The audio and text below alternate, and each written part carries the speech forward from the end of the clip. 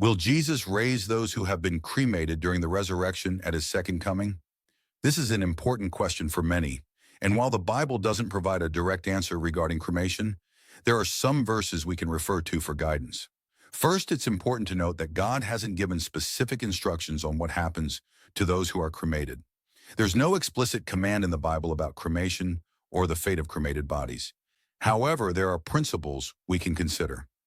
A verse that often comes up in this discussion is Genesis 3:19, which says, "For you are dust, and to dust you shall return."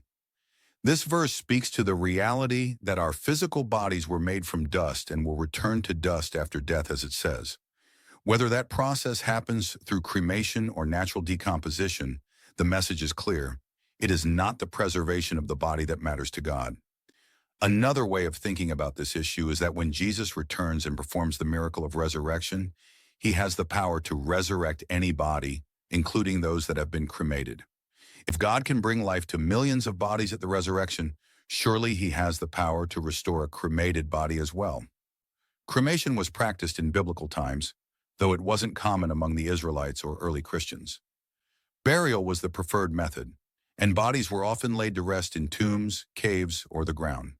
However, the Bible does not command burial as the only acceptable way to handle the dead. As for whether Christians should or shouldn't cremate, this is a matter of personal choice.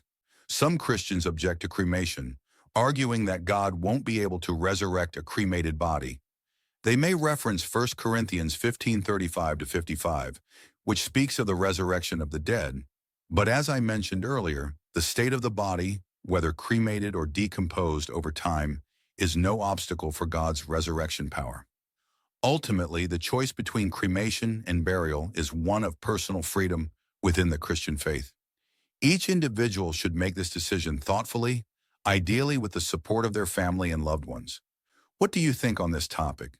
Are you for or against the idea of cremation?